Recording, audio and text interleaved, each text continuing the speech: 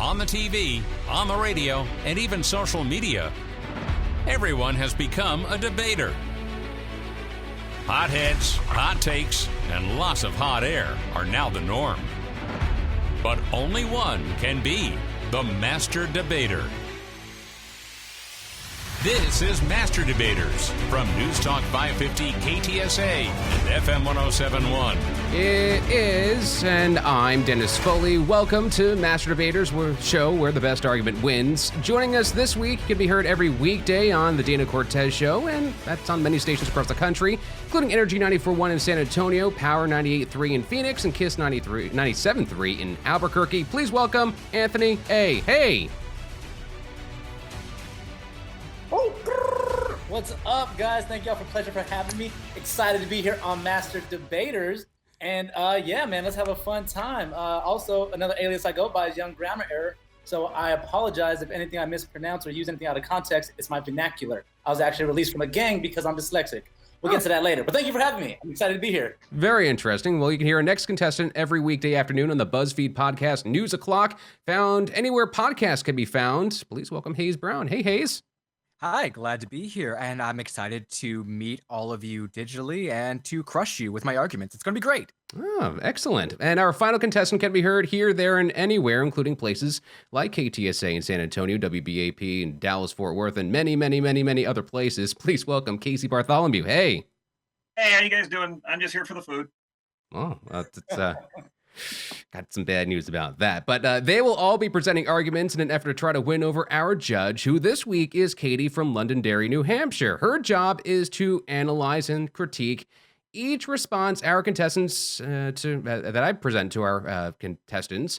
And that's going to be throughout the show. And along with asking the questions, I'm also the show's referee. So if I hear something that I don't like from you guys, I'm going to play this whistle. And yeah, that just means I'm angry, or I'll give out penalty points or whatever. But before we get started, let's say hi to Katie. Hey, Katie. Hi. How's it going? Very good. Now, before we actually get the game going itself, let's give our contestants a chance to get to know Katie a little bit better. You'll each get one question to ask her. Anthony, got any questions for Katie? Of course. Pleasure to meet you, Ms. Katie. My first question to you, Katie, is what's your favorite rap song?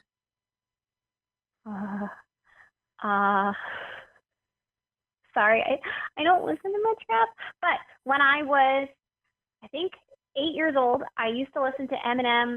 It was like two trailer park girls go round the outside, round the outside, round the outside, and there's like a chick book, and that was like really funny. So my friends and I used to listen to that song a lot. I think it's called Without Me. Thank you, Katie. Thank you. Hayes, you have any questions for, have a question, only one question for. One question. One question. All right, Katie, hello. Nice to meet you. I guess my question for you is, are you a fan of the Jurassic Park movies? Yes. Yes, I am. Mostly the later ones, I'm not going to lie. Usually the earlier ones, I just haven't seen because I've lived a very sheltered life. So I read the Wikipedia articles about them so I could pretend that I knew about them, but I haven't seen them. And Casey. Close enough. That works. Casey, do you have a question for Katie?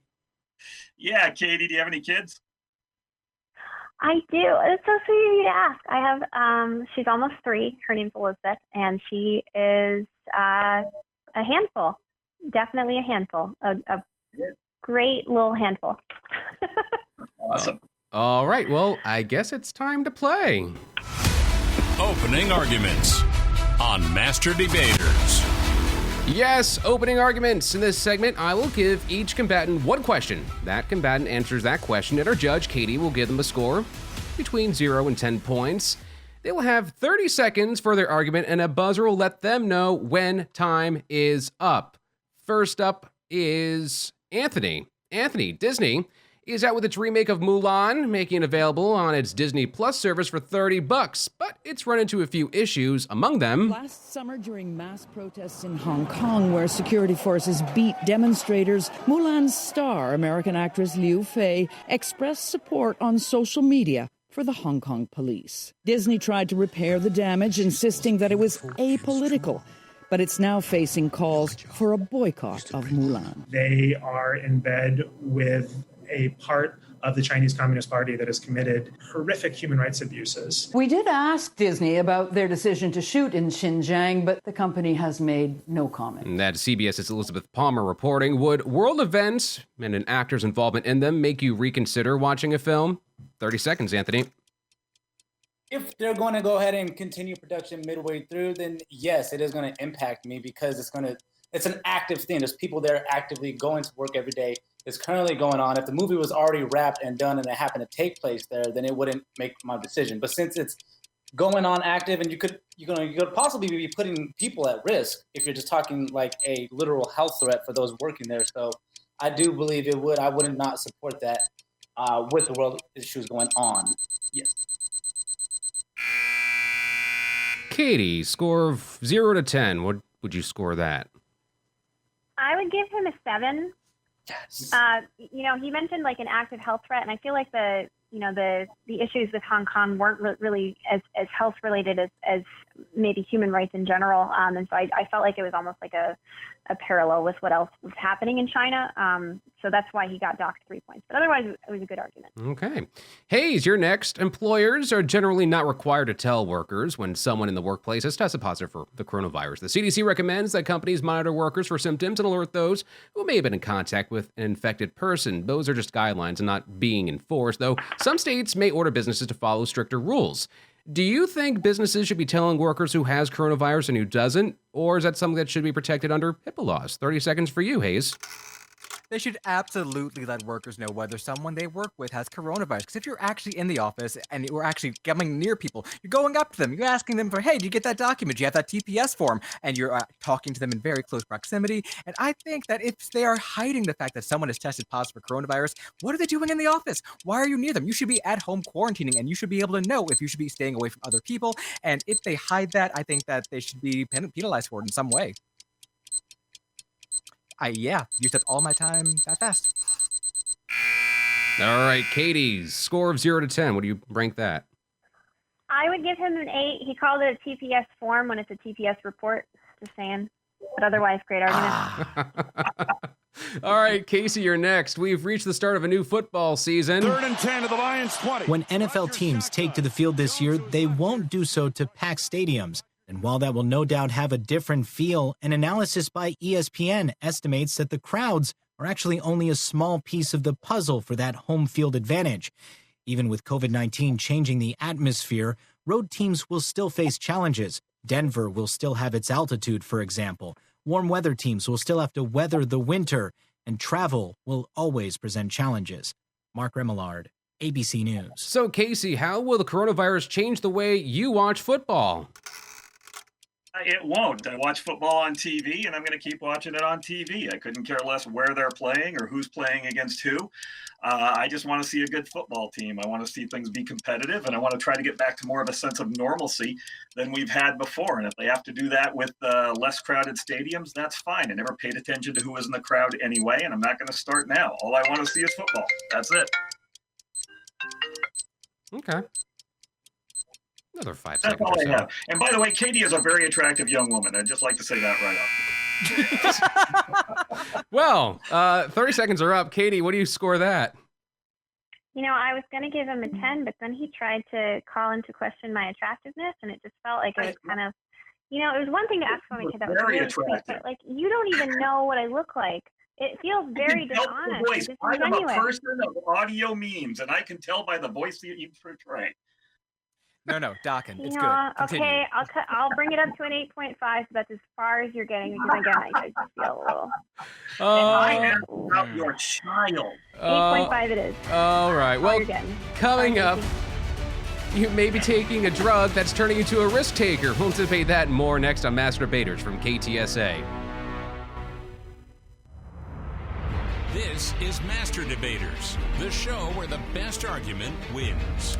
It is, and the fun is just beginning. We have Anthony A., Hayes Brown, and Casey Bartholomew this week competing to convince our judge, Katie from New Hampshire, that their argument is the best argument. And if you'd like to be a judge on a future edition of Master Debaters, head over to our website, ktsa.com/masterdebaters, to enter to be our next adjudicator. Let's keep the debate going. For argument's sake, on Master Debaters. In this segment, I will give all 3 contestants the same question. They will each take a turn presenting their argument on it. After they all take their 30 seconds to respond, our judge will then give each of them a score of anywhere from 0 to 10 points for their responses. We're going to start with Anthony. This was the political story of the week, or the hot political story of the week. At his first coronavirus briefing in late February, the president compared COVID to the flu as he urged Americans to wash their hands. You don't have to necessarily grab every handrail unless you have to. But in an interview with Bob Woodward nearly 3 weeks earlier, Mr. Trump sounded much more serious about the threat. You just breathe the air, and that's how it's passed. On March 19th, he told Woodward he intentionally downplayed the threat. I still like playing it down. Yes, sir. Because I don't want to create a panic. Woodward's book, Rage, is published by Simon & Schuster, a division of Viacom-CBS. Stephen Portnoy, CBS News. All right, so in work, in your personal life, or even the political world, would you rather have a boss in terms of work or a friend or partner in terms of your personal life that always paints a rosy picture, even when things are turning very, very bad, or someone who is overcautionary and overly concerned about any bad situation? Anthony, 30 seconds. As a person who considers himself a risk taker, I understand the importance of having somebody like that on your team. But at the end of the day, you need a leader who's going to be blatantly honest with you, no matter how good it is or how bad the truth's going to be, in order for you to prepare your livelihood going forward. If you're talking in a workplace, we're coexisting here because I'm getting a paycheck from you. So down the road, if something's going to get impacted by that, I didn't know to understand how to shift my life. Now, if we're talking another health issue, like we're talking with the 45th, yeah. Hayes, you get 30 seconds now. So both personal and work life, I would rather have someone who's overly cautious. I'd rather have someone who knows where the boundaries are so you can push on them, so you can push the edge and figure out where things stand. Now, in your personal life, I'd like being able to convince someone no, we're going to have a great time doing this. It's going to be awesome. But I also like it when someone can point out here are the flaws in your argument, because I'm a great debater, everyone. I like making sure that my arguments are airtight. And so I want someone who will push back, who will make sure that I know what I'm talking about when I'm actually making an argument. Casey, 30 seconds for you. I think it depends on the circumstances. If you're talking about Donald Trump, we had a situation where people were beating each other up over rolls of toilet paper in stores. And in order to keep there from being mass hysteria, gun sales were going through the roof. He needed to present an image of calm. That's a different thing than being in the workplace where we're all on the same team and we all have to make sure we're all trying to achieve the same goal here. So what Trump did, I think, was fine just for safety purposes. In the real world, though, we all need to be fighting for the same goal. Once again, I'd like to say, never mind. Katie, what scores you want to give out? Want to start with Anthony? So, I appreciated, Anthony's anecdotal evidence, that he wanted someone that's blatantly honest. But the question was actually asking, do you want someone that paints a rosy picture or that's really overly cautious, which is actually a quote from Hayes. So I'm going to give Anthony a 7 because I feel like he didn't quite answer the question. He gave an option C. Blatantly honest is really a realistic view, whereas you were looking at optimistic or pessimistic. So 7. Okay, and Hayes and Casey? So Hayes, I actually really appreciated your response. As someone who considers herself a conscientious catastrophizer, I am overly cautious, and I'm consistently, telling my husband, all the risks of any situation that he's presenting. So I personally found that to be the most effective argument, simply because I'm biased, and I'm okay with admitting that. So I'm giving you a 10. And Casey, I feel like while you were trying to give overall a good display of the background information, I never really felt like you answered the question, so I'm going to give you a 6. Well, and my cat just jumped over the table, and the dogs tried to get her. This is great. Sorry for the background noise, guys. Over the cat issue. Let's move on to the next question. So better look out for this drug that's reportedly turning you into a risk taker? Taking Tylenol may do more than just provide some pain relief. A new study from The Ohio State University found that taking acetaminophen may also cause a person to take greater risks than they would otherwise. It was part of research to see how popular pain relievers affect decision-making. It's estimated 25% of the U.S. population takes acetaminophen each week. Jim Krasula, CBS News. So, do you think acetaminophen, also known as Tylenol, makes people take bigger risk? Hayes, you start. I absolutely do not. I refuse to believe this not because Tylenol is a great company. They had a lot of problems in the past about things that went into their drug. Not because I think that it's impossible that people take a lot of risk when they take acetaminophen. I don't believe it because of the source, because it comes from the Ohio State University. And what good has ever come out of Ohio? This I ask you. Answer, nothing. So given the source of this information, I cannot abide by it. I cannot agree with the idea that Tylenol makes you take risk because I can't take a Buckeye's word. I just cannot do it. Casey, what do you think? Well, acetaminophen can make people a little jittery if they take too much of it. In fact, if you take too much Tylenol, you can actually kill yourself. So an argument can be made that just by taking Tylenol, you're taking a risk. But when people get a little jittery and feel a little more active, they can be a little more inclined to move towards things and do things they may not ordinarily do. So while I don't think it actually will give you the confidence or whatever you need to go out into the world and conquer things, I think it can make you, or give you the energy at least, to step out of your comfort zone a little bit more just because of the theory. Anthony, what do you think? I believe that, as a matter of fact, it helps you take less risk because you do get that mental clarity from whatever pain it's relieving.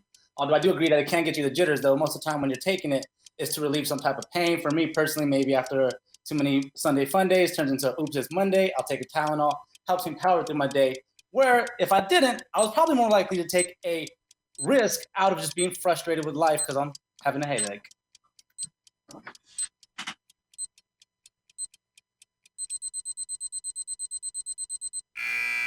Katie, what do you want to give out? Okay, so for Hayes, good argument, but I really didn't like that your reasoning for not taking the information was simply because it came from the Ohio State. It's really not effective to research if you're going to just discount based on the initial, I mean, they're still a reputable university. So I'm giving you a 6. Are Casey, they? I love. It's just, again, it feels like you're being too biased there. But again, you did so well on the previous question. Casey, I love that you brought up the facts about Tylenol, including that it can cause liver failure if you overdose on it. And for that, I gave you a 10 just because I think that's really important for people to know and for people to be careful about. And then finally, Anthony, very good point. I also suffer from a couple hangovers every now and then from Sunday Sunday. And yes, I also take Tylenol for my headache, so I gave you an 8. The police chief in Connecticut's largest city was arrested on charges that he got his job by cheating. Bridgeport Police Chief Armando Perez allegedly schemed in 2018 to rig the police chief exam to make sure he was given the job. Federal prosecutors said the city's personnel director, David Dunn, stole the exam questions and emailed them to Perez, who then enlisted 2 officers to draft his answers. Perez ultimately got a 5-year contract and a payout of more than $300,000 in accrued leave. Prosecutors said Bridgeport citizens and police officers deserve leaders with integrity. Perez and Dunn were each charged with fraud and lying to the FBI. Aaron Katursky, ABC News, New York. If one test could affect your future in your career, would you cheat on it? And how far would you be willing to go to cheat on that? Casey, 30 seconds. No, because it's been my experience that no matter what you do, if you cheat on a test, if you lie, if you aren't honest with people, somehow, some way down the line, it's going to come back and it's going to get you. I would rather get a job on what I'm capable of doing and the information that I have in my head so that nobody can trip me up and so that I'm not exposed as a fraud later on down the road. Because if that's the case, then my entire future is shot over one test. I'd rather have the integrity of doing things the right way the first time. Anthony, 30 seconds. Absolutely not. I've been a really bad test taker since they've been putting letters into math problems. So if there's a job field that requires me to take one test, I would probably find a different job field, which is why I kind of talk for a living. We're scaled differently. But under no circumstances should you build your whole career off of a lie. That's just not going to be good going forward at all. So no, I would absolutely not cheat on any test, nor would I would just decline the offers to cheat. Okay. Hayes, 30 seconds.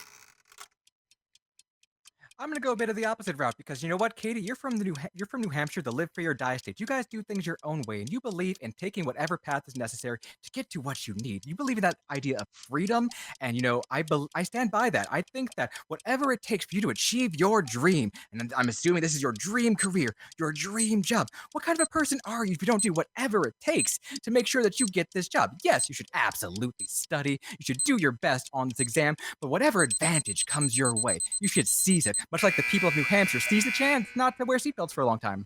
All right, Katie, what do you think of the arguments? Once again, so Casey, I loved your response. I think honesty is really something that I respect very highly, something that I'm trying to build with my daughter's integrity, and that if you don't effectively earn something, it's really not yours. You don't deserve to be there. So once again, I give you a 10. Anthony, I also really appreciated your argument in saying like, well, if it involves algebra, I'm really not even meant to have that role. I think that's a really effective, honest way to look at it, and very pragmatic. So I also give you a 10.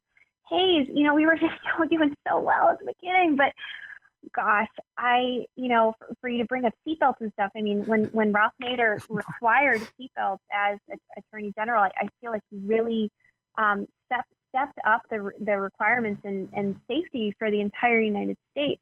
And although I do live in New Hampshire, I really would never, ever, ever advocate for someone to lie or cheat on a job application. So I'm going to give you a 4. All right, live free or die. Live free or die. That's what happens. All right, next question. The most popular baby names in 2019. According to the Social Security Administration, Olivia is now the #1 name for girls, beating out Emma, which held the top spot for the past 5 years. The name Ava came in third. For boys, Liam is the most popular name for the 3rd year in a row, followed by Noah and Oliver. And that's correspondent Diane King Hall. So, Anthony, do you like those names? 30 seconds. First of all, I'll lead with Ava. I'm a big fan of one-syllable names. That's beautiful. Olivia, can't go wrong with that. It's very open to a lot of nicknames. So I see where the trend is going. Now, me, I'm from Albuquerque, New Mexico. We don't grow up with many Liams around us. Maybe a Luis Alvarez or something like that. Liam, something I don't think that has the same broad stroke as Ava or Olivia. So I'm not mad at the girls' names. Not a fan of Liam.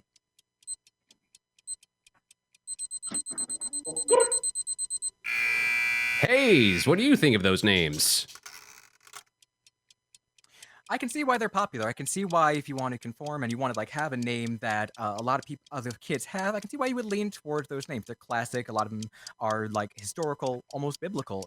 But I think that I'm going to try and pander to you again here, Katie, because I'm sure that there were many Kates, Catherines, Katies, etc. in your classes growing up. And I think that you should try to avoid, if you can, the most popular names when you are trying to name your child. You should try to find something that, fits them well and, maybe has a history in your family, but isn't the most popular. Otherwise, you have 12 Kates in the class.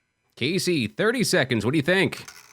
You're talking to somebody whose name is Casey, and it's, I believe I looked over that list, and I don't believe it has ever been higher than 80th in the name popularity, and it's a name that can go either way, and I went to an all-boys high school, so I got teased about my name my whole life. If somebody feels strong about a name, and you pick a name, and that's what you want to call your child, knock yourself out, more power to you. Because, again, I spent my whole life people asking me whether or not I was a man or a woman when they couldn't hear my voice. So whatever you want to name your kid, whatever makes you happy, knock yourself out. Katie, did you like the arguments? Yeah, so Anthony, really good try, but you said that Ava was a one-syllable name, and it's 2, so I gave you a 6. Hayes, you are absolutely right. I was one of 4 Katies in my daycare, and there was a little toddler boy that thought that Katie was synonymous with girl, so I gave you a 10. And Casey, your argument really actually struck me well because I named my daughter Elizabeth Danger as her middle name, Danger. Awesome. And part of my family actually tried to bribe me not to name her with Danger as my middle name, as her middle name, and we went with it anyway. And so it really resonated with me, your argument. I gave you a 10. you. All right, next question. Texas Governor Greg Abbott wants all political candidates in Texas to sign a pledge backing the blue. I'm calling on every Texan and every candidate for public office, regardless of party affiliation, to join me in signing a pledge against defunding our police departments. So whether it's this pledge or others that other people, like politicians, frat bros, hate groups, love groups, want you to take, should people force other people to take pledges? We'll start with Hayes, 30 seconds. So I think it depends on the context here. I think that, yes, you should be able to request, strongly suggest that people sign on to a pledge if it's something that you really, truly believe in. Like, I want people to sign on to this pledge that says that maybe we shouldn't kill the planet. I want people to sign this pledge that says, racism is bad. I think that if you're asking people to sign on to a pledge that says we will never defund these government employees who work for the state, despite their many, many, many acts against the people of this government, of this society, probably not so much. So I think that you should have the option to ask people to sign on to petitions. I don't think you should make it mandatory. Casey, should people be able to force other people to take pledges? I don't see the point in having a politician sign anything. I also don't think it's the fairest thing in the whole wide world because you never know how things are going to change. Everybody, before recent events happened, everybody probably would have signed a pledge that said they support the blue, they back the blue. And the fact of the matter is that bad things happen and there are bad police officers out there. There are more good police officers, but there are bad police officers out there. And have someone sign a pledge when they don't have a crystal ball to work with and see what's going to happen in the future, I don't think that's very pertinent. I think you just take them at their word and hold them to it. Anthony, 30 seconds. Should people force other people to take pledges? Nobody should force anybody to do anything they don't want to. I think what you should do is find your peers and inform them and educate them on what you know and see where they align with it. Now, don't ever force nobody to do with something outside of their belief. And especially if we're talking in relation to what Governor Abbott is talking about in regard to a sweeping signature across the grand state of Texas, that just won't work. So no, nobody should force anybody to sign anything. You should educate your peers. Katie, what do you think? All right, Hayes, I gave you an 8. I thought it was a very effective argument, but I actually disagreed with your point of ever forcing someone to sign a pledge. I think it's better to hold them at their word. Casey, I gave you a 10 because I completely agreed with what you said, and Anthony, you as well, I gave you a 10. All right, next question. Or next topic. Microsoft has announced the price for its new Xbox game consoles, with the Series S costing $300 and the Series X costing $500. However, Microsoft realizes that's pretty pricey, so they're going to break up that cost for you. This is called Xbox All Access. It's going to be available in 12 countries, including the United States, and it'll offer the Xbox Series X for $35 per month, and the entry-level console, the Xbox Series S, for $25 a month. And in both cases, you get access to Microsoft's subscription video game services, too. That's CNET editor at large, Ian Scher. So is Microsoft's Xbox or Sony's new PlayStation 5 on your holiday shopping list? We're going to start with Casey.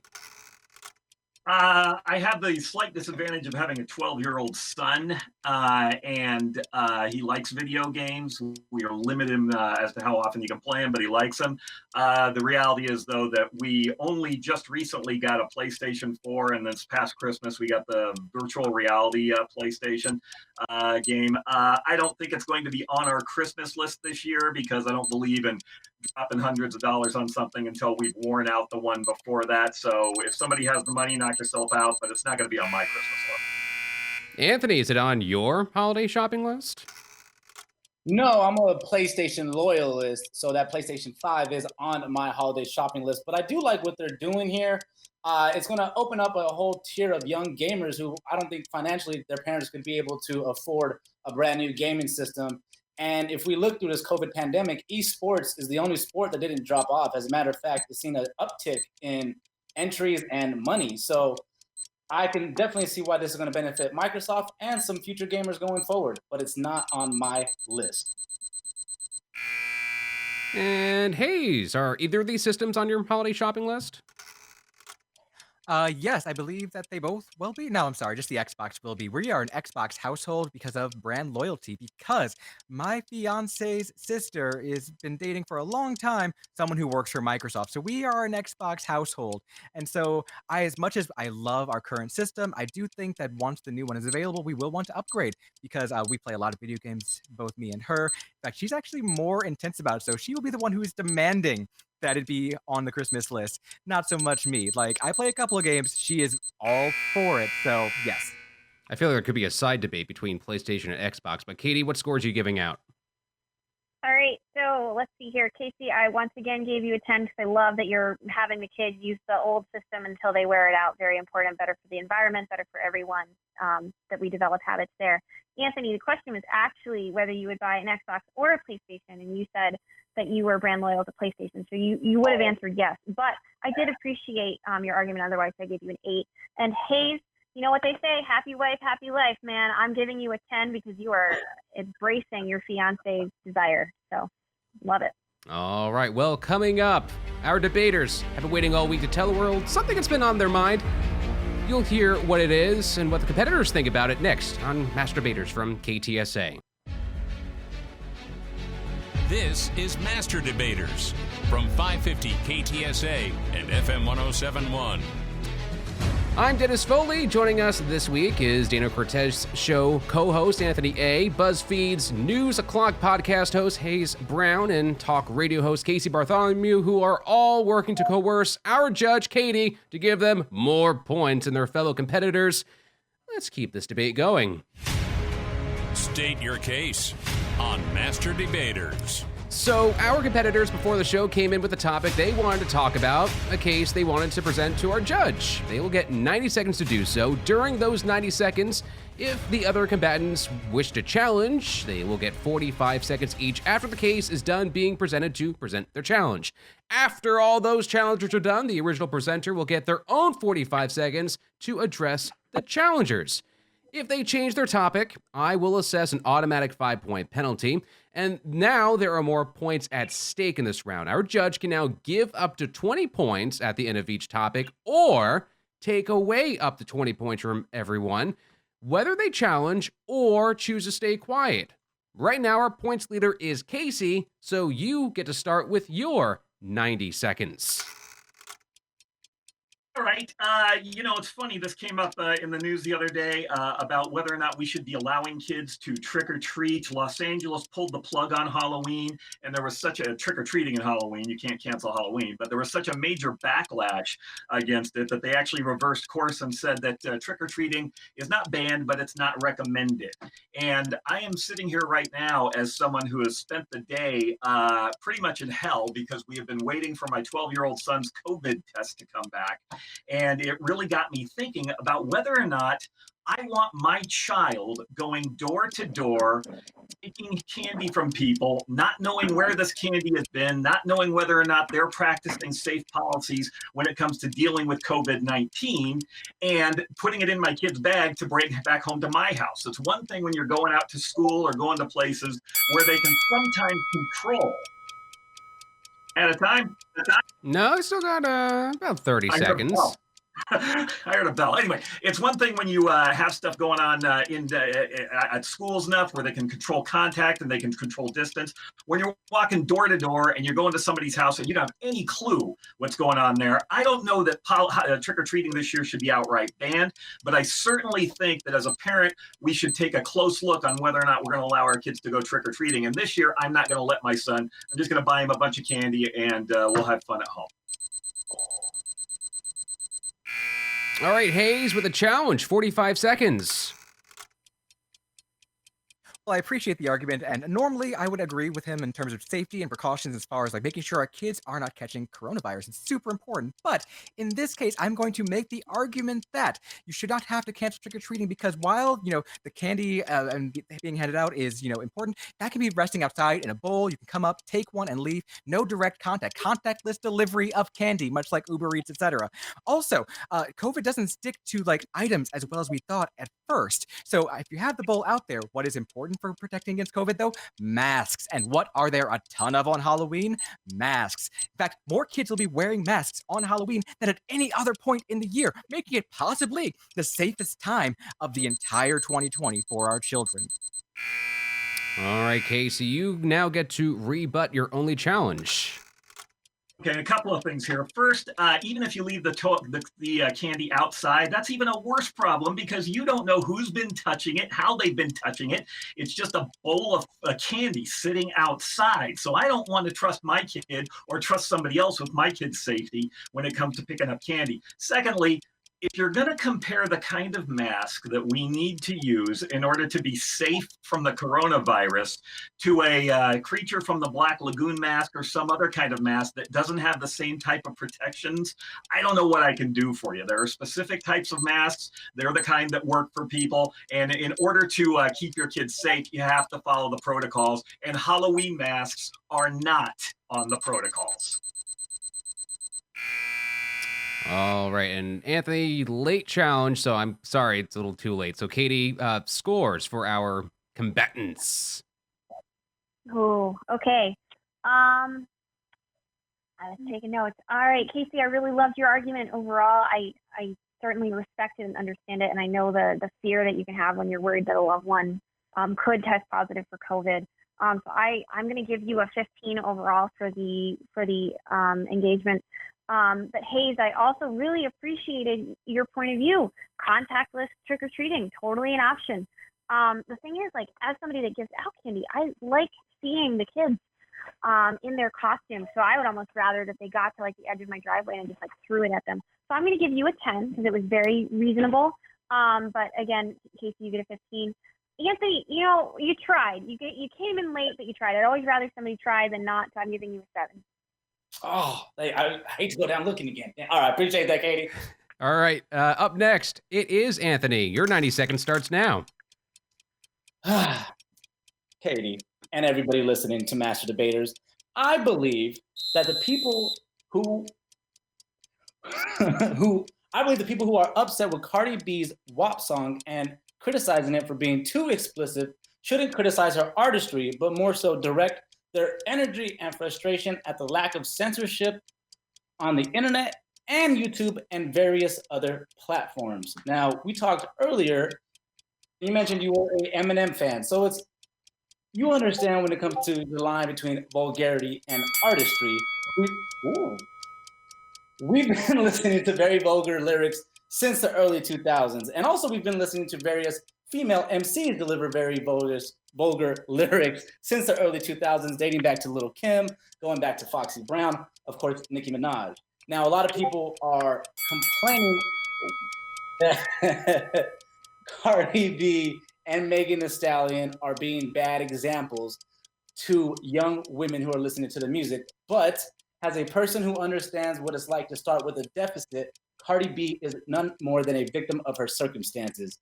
She should be a story that could be told to generations going forward as the first female MC to have a multi-platinum single followed up by a 2020 #1 single as well too. So I believe, once again, that people are mad at the internet and their censorship, not Cardi B. All right, Casey, you had the first challenge, 45 seconds.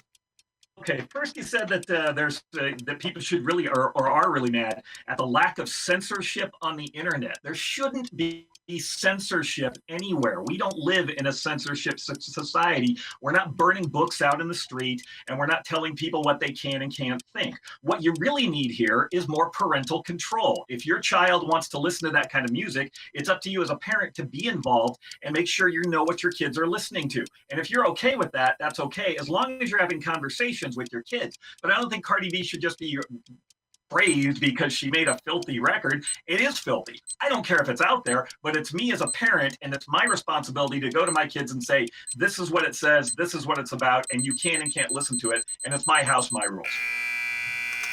Hayes, your 45-second challenge. So I actually do agree in the sense that Cardi should be able to make whatever music she wants. It's her artistic expression, her and Megan Thee Stallion both. But the problem is this song is pretty filthy to the point that it needs a radio edit. And not just a radio edit, a very heavy radio edit. And as we all know, radio edits are the music version of watching The Big Lebowski on basic cable. No one really wants to do that. Or watching, say, Pulp Fiction on the USA networks. You don't want to see a movie where they're talking about brother fudgers, etc. That's just no fun. And so I feel like if you're going to make that kind of song, make it so that this can still be played on the radio and enjoyed by the masses. Just take it to the edge, play with it a little. Plus, in the current version, we had to hear Ben Shapiro read out his version of it, and I really regret that happened. Anthony, you have 45 seconds to rebut them both.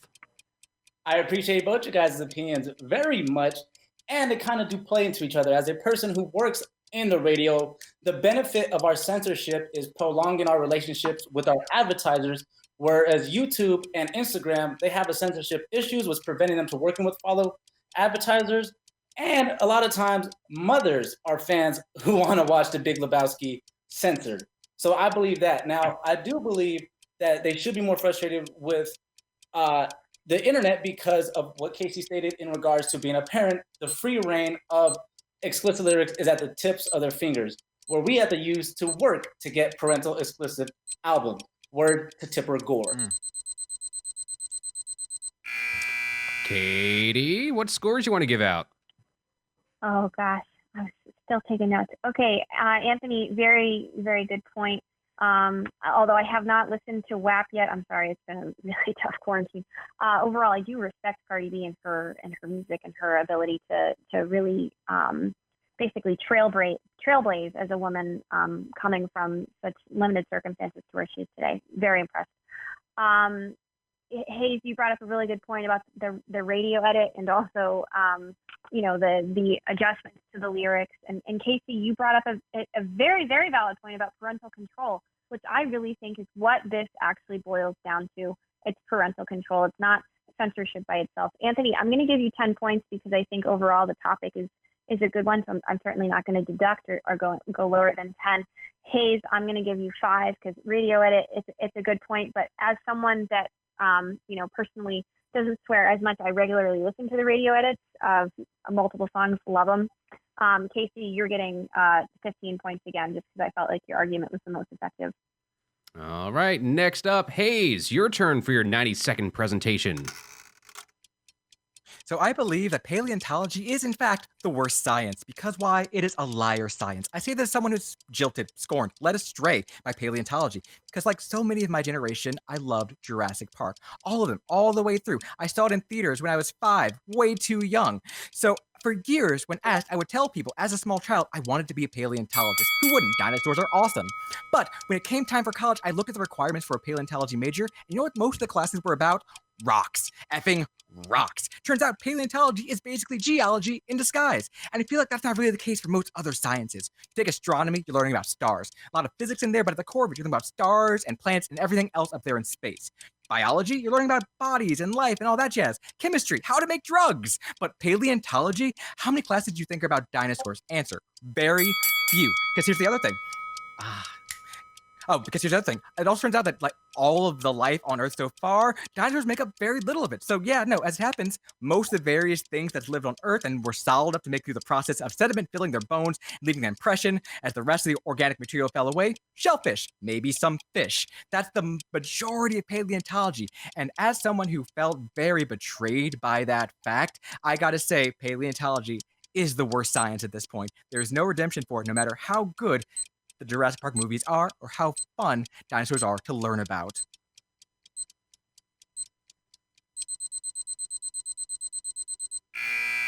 All right, Casey, first challenge, 45 seconds. Hey, it sounds to me like you're more angry that paleontology didn't turn out to be what you saw in Jurassic Park. I guess you were hoping that you would go out and there would be T-Rexes and Velociraptors chasing you around. Jurassic Park was a movie. It was entertainment. It was a great movie. I enjoyed every one of the movies in the franchise thus far, and I take my son to see them.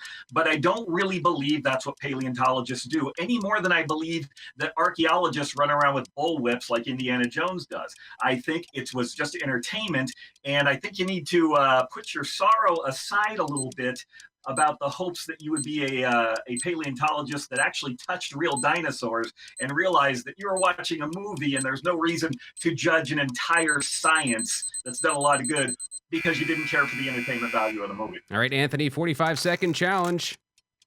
Do Not Stop at Jurassic Park has the only piece of 90s pop culture that led us to astray as what we thought paleontology really was. The only paleontologist I ever grew up around or even knew of was Ross Geller. Okay? Now, my view with Ross Geller is that Ross Geller portrayed paleontology to me as hanging out in a coffee shop, being in a nice fancy apartment in New York. He was actually a paleontologist by the age of 30 and had a tenure at NYU. That's what I thought paleontology was. Don't stop at Jurassic Park for ruining this great science for us. Dig deeper, if you may, and get down to the root of this. Maybe there's something deeper to this, because why is Ross Geller and that mosquito and words of Jeff Goldblum? All right, Hayes, 45 seconds to rebut your challengers. Anthony, I appreciate that. I appreciate your puns, especially. I have no bone to pick with you. Casey, though, I gotta say, I'm sorry that you think that I was, I'm harping too hard only because of this one fictional representation. I don't think you're coming from the point of view as someone who had their heart broken by this field, as someone who really believed that they would have joy and success in it, but only to learn that it's not at all what it seemed. I feel like such a deceptive field, and one that you say has brought a lot of good to this world. What good, I ask you, sir, except for the dinosaurs in the Natural History Museum? Because everyone knows that when you go to the Natural History Museum, are you there for the gems? They're all right. For the stuffed animals? Kind of. You're there for the Hall of Dinosaurs, and that, I feel like, is why it's a liar science. Katie, you're not a paleontologist, right? No, but I did write a love song for my husband about a dinosaur that fell in love with a paleontologist. I was like, I know I'm kind of crazy, but it's the crazy that you dig. So I felt personally attacked by this entire exchange. So what scores are you giving out? Mostly kidding, but not. So, hey, I was going to give you a -20, but then you used the pun bone to pick, and I really liked it, so I brought you to -10. Casey, I thought overall your argument was decent, talking about how you shouldn't take a misconception from a single movie franchise to describe both your career aspirations and also your discussion of an entire field of science. So I gave you a 10. But Anthony, you brought up Ross Geller. I was waiting for somebody to bring up Ross Geller. Oh my God. So I was already going to give you a 20, but then you also made the dig a little deeper pun, and so if I could have given you more points, I would have. But you get 20. Oh, all right. Accept all of that. So who's going to win all this? Well, it comes down to one final fight. This is Master Debaters from KTSA.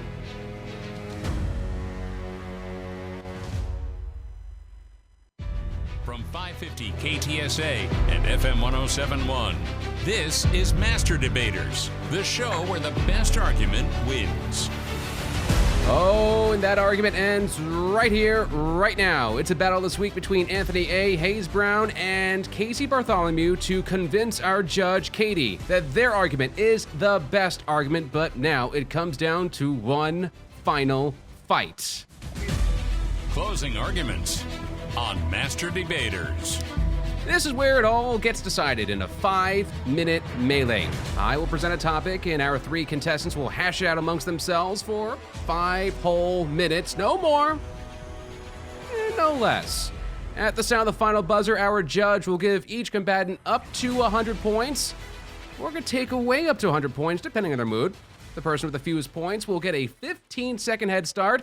Everyone else can join after the bell has rung. Right now, the person with the fewest points is Hayes. So the topic, it was one of those only in Florida escapes from the law, and it almost worked. In a scene right out of Miami Vice, a man wanted by U.S. Marshals was pulled over Monday night near a sandbar on Miami's Biscayne Bay, but he jumped onto a jet ski, and he was off, and that's when the fun began. 3 law enforcement boats were in full pursuit. Seen in a video posted on the Only in Dade Instagram account. Cops did catch up, but so far we only know that the man was arrested and we don't know what for. Peter King, CBS News, Orlando. So, what do you say would be the most quote-unquote Florida police chase possible? Hayes, you get to start with a 15-second head start. It starts now. So I think that the most Florida police chase would have to be a swamp boat. There's no question about it. The Everglades are in Florida, and given like how important they are to Florida's culture and I think that if you have a fan boat, I think a chase with running from the police with that would be absolutely amazing. Jet ski is fine, but a fan boat, absolutely, you're dodging alligators in the Everglades. You're making your way through the dense mangroves or whatever they have there, trying to escape the law. I think that is like bar none, absolutely the top Florida chase you could have. Now, actually, it depends on what you are being chased for. I think that if it's Florida, I think that given their very, very great public records laws, we'd be able to know exactly what they were in trouble for once they were arrested. I think that if you have maybe if you are smuggling a Mickey Mouse head or counterfeit Disney dollar or something like that, that would make it the most Florida of police chases. That's very stereotypical. I think what you need to have for the most authentic Florida chases, you need to have a long line of elderly people in really big cars not obeying the speed limit, by meaning they're going way under it, running stop signs, parking within different spots, over different spots, and the like. I really think more stereotypical in this day and age would probably be senior citizens on a slow speed chase for an extended period of time, driving home from the pharmacist with their latest medications. I think that's really what I can't really get behind Florida, that, having lived there. I can't get behind that because Florida is an exciting place. It's high energy, even in this very muggy heat. It's a place where things happen. A lot of things happen. I have not. I've been at least twice, and I do believe that in this they have hurricanes come through. It's a very exciting place. I think that I've watched Miami Vice, and Miami Vice tells me one thing: it's that's a lot of excitement. I think that a slow speed chase. I lived in Florida for a couple of years, and I'm here to tell you that Miami Vice is a TV show, and spring break happens once a year. 99.9% of the time, you're dealing with elderly people from back east who have come down here to take advantage of the sun and are flouting the traffic laws and driving slow and crossing over the lines of the traffic lines and running the red lights or stopping in the middle of the intersection of the red light. I can't tell you how many times I had to wave some elderly person on because they weren't exactly obeying where you were supposed to and maybe not supposed to stop when it came down to any sort of actual chase in Florida. I think you'd be better off. But you mentioned a long line. You have to really describe what the crime is that the police are actually after them for. You've got to describe what the actual chase is about. Why are the police after these elderly people? There's no crime at play here. That's just a day. That's just a normal day in Florida from the way you describe it. So what is the actual problem? Why are the cops on the scene actively chasing down these elderly people, this line of elderly people? Without that, it's not a chase. It's like you said, just the stereotypical day in Florida. So I'm really failing to see your argument here. Well, I think if we dial it back a step, he is right with the senior citizens there. But if we're talking chase, COVID, I think we got to talk the 45th and a golf cart sitting next to COVID might be the most Florida chase that could be going on right now. I'm sorry, did you say sitting next to COVID, like next to like a particle of COVID? Yeah, it's like a particle of COVID. Literally him and the emoji driving down, I don't know what highway is out there, listening to Plies music, heading their way to a Miami Heat game. Actually, or better yet, probably heading to the bubble. Oh, nope, never mind. You don't go. He cannot go to the bubble. No, I see your point there. I really appreciate the fact that you brought 45 into all this and the fact that he, in a police chase with him, would I'm sure be very exciting. A lot of live coverage, especially if he's like buddy with the coronavirus as this is all happening. But I got to stick to my point. I think that if you are in the Everglades, you're dodging gators, you are out there like Tiffany Haddish promoting the Everglades. That was New Orleans. Strike that from the record. Thank you. I still believe, though, that the best Florida example would be counterfeit Disney dollars, something that made the mouse mad, because it is clear that much like in Anaheim, Florida, when it comes to their property, Disney rules all in Central Florida. So I think that is what you need to really up the level in terms of like how stereotypical Florida this all can be. Well, I just popped back in, so I don't know what was said while I was gone, but I lost everything. But if we're dealing with stereotypes, Florida is the most stereotypical state out there, and I truly believe that if you're looking for the hardcore stereotype that is actual reality, again, having lived in Florida for several years, I am here to tell you that the speedboats and the airboats and the alligators, all that stuff is for TV. It's there, but more times than not, you're going to be dealing with a slow caravan of elderly people out there driving really slow and almost comically so. Or with the dude who's I not maintain, though. You kind of mix in the New York accents too, right? It's old people with New York accents, right? Oh, absolutely. Rudy Giuliani, etc. Yeah, exactly. Mostly people from Ohio, believe it or not. Yeah, I living can down in believe that. Fort Myers. Ohio! We're back to them being terrible. So, Katie, what'd you think about that 5-minute melee? What points you want to give out to everyone? Well, so as you mentioned the topic, I actually wrote down some buzzwords for myself that I was hoping to hear. I'm going to first recite out the buzzwords because I think that some of you will be excited for what you see. So my buzzwords were swamp boats. Well, actually, I was thinking sand boat, but swamp boats, very similar. Old people, alligators, and Carol Baskin. Now, Carol Baskin was not mentioned, which is fine, but so nobody gets points related to Carol Baskin. I'm sorry.